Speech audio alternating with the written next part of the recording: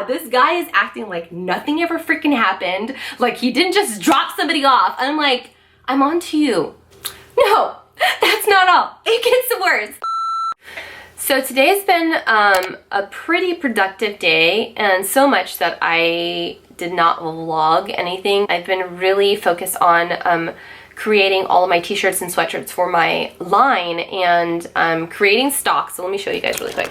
So this is all the stuff that I have already made and packaged. I also have these tops, sweatshirts, and t-shirts to iron, and I also have 2 other products coming. These are packaged, and that's why they're on the floor, because they're in their like packing wrap, but I changed them out of their packing wrap into this really nice wrap. So when you guys get them, it looks more like fancy and legit.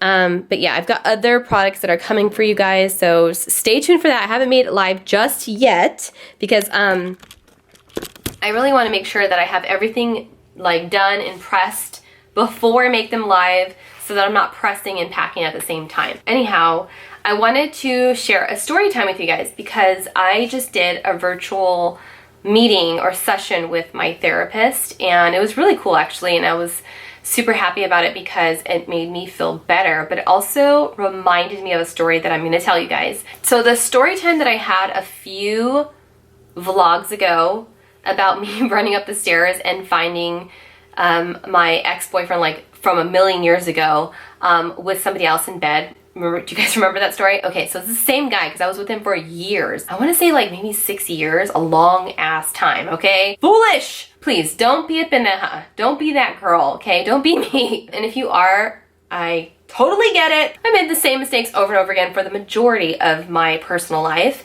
And the only reason why I'm telling you guys this is because I feel like it's so important to share these stories because women need to know that you guys are not alone.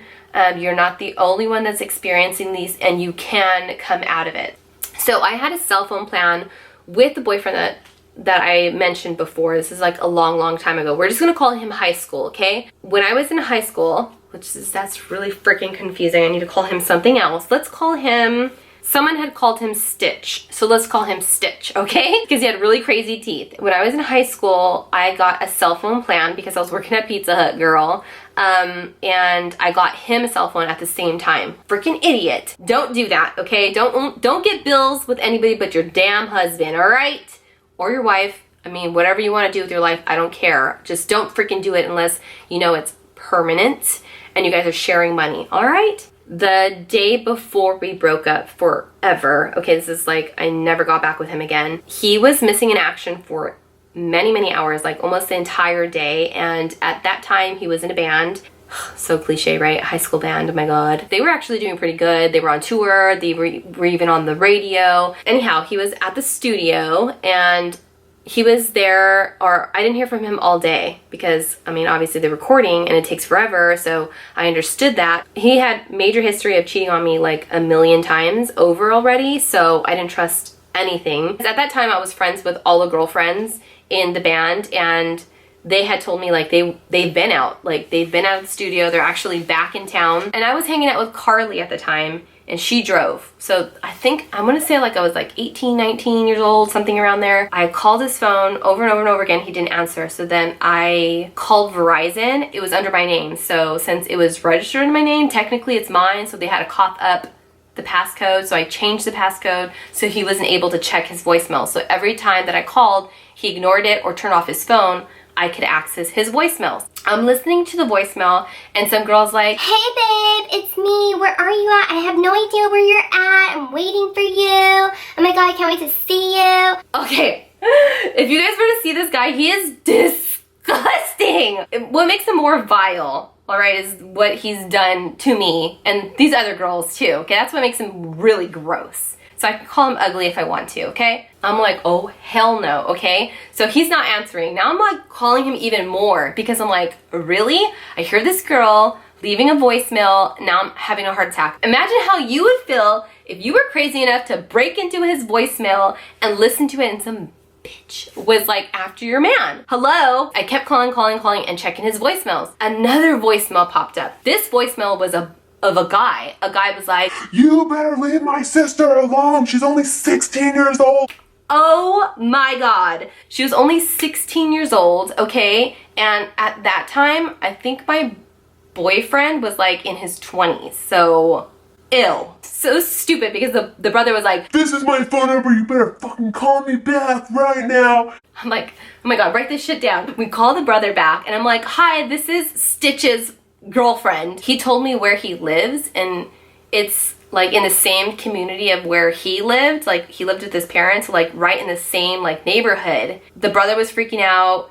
I was on the phone with the brother still when he rolled up and dropped off the sister, right? So he's like screaming, yelling at Stitch, who's about to burn rubber and take off, right? So he takes off. Then the brother's like, I can hear him yelling and he has a baseball bat and like saying that he's gonna kill him. Oh my God, you guys, it was crazy, okay? I'm listening to this while it's going down on the phone. So I'm like practically shoving it in my brain because I'm like trying to hear so badly. Hang up on that girl's brother, call Stitch. I want to call him something else. And he acts like nothing. He's like, Hey babe, what's up? I'm like, are you freaking serious? Oh my God, this guy is acting like nothing ever freaking happened. Like he didn't just drop somebody off. And I'm like, I'm on to you.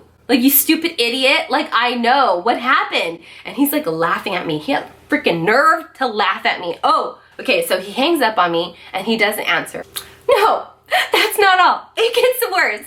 So I call and I check the voicemail again. There's a different girl. A different girl leaving a voicemail saying, hey. Actually, she had a deeper voice. So it's like, "Hey, where are you at? I'm waiting for you." all these bitches are waiting for him. Why? Then I'm like, I know where he's at. I have intel, right? I'm like, I know where he's going. So I end up calling his friends where they're all hanging out. He's hanging out with that girl too. Okay, so I call and I'm like, hey, so-and-so, can I speak to Stitch? And they're like, yeah, hold on, here's the phone. Like, they're gonna pass the phone to him. And you can hear them wrestling with the phone, like, what the hell are you doing? Like, don't give me the phone. And he's like, "Oh yeah, like he's not here anymore." what? That's a lie. Like, oh my God, like, tell him pretty much I'm gonna go over there and kill him. So I hang up the phone, right? So me and Carly are at my mom's house, and the house that he's hanging out with the second girl is down the road. So we're like, going over there.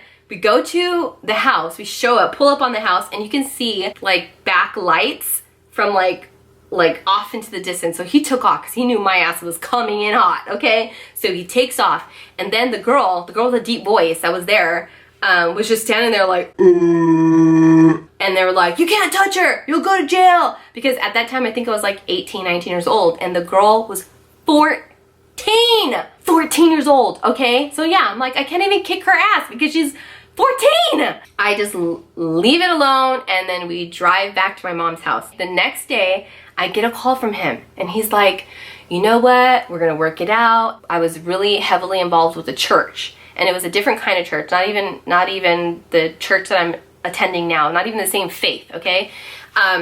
And there's a lot of people from high school who watch my videos, so I'm not even gonna go there. If you know me, you know exactly who the frick I'm talking about. He was on stage helping with the production because the church that we went to was really small. So everybody was super involved. Anyhow, he was on the stage going over a play or something like that he was involved with, and his phone goes off, and his phone's like sitting next to me. I see it.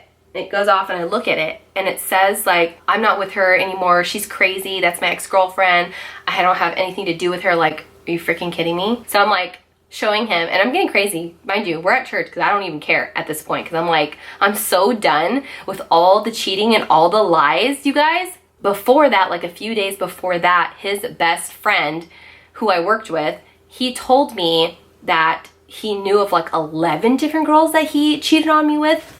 11 girls he cheated on me with? Like, what? Cut it off, burn it, throw it away, and let's start again. Like, I was like, oh my God, I need to go to the doctors. Like, I'm gonna die. I'm pretty sure I'm gonna die. like it's over. Thank God, nothing was wrong with me, okay? I see the text message, he comes up to me and he's just like, oh, we'll talk about it. And then we leave. And I thought we were gonna go to a restaurant or something because that's what he said. Like we were gonna go to a restaurant and talk about it, but we didn't. We went to my house. We pulled up on my house and I'm like, what? I thought we were gonna talk about, like an idiot. I'm like, I thought we were gonna talk about this. He's like, no, it's just like not working out. And I'm like, okay, I'm freaking done. I'm done. That was the moment when I was done. Like I am done. Before I get out of the car, I just said, thank you. And he's like, what? I'm like, thank you because you are doing me a favor. Like seriously, he's doing me a favor. And he goes, okay. And I just get out of the car and I shut I didn't even slam it. I wanted to slam it like a gorilla with Mr. Questionable. No, I didn't do that. I just shut the door all cute and I walked up to I didn't run. I just like walked up to my house like nothing's happening. Shut the door and then I fell apart.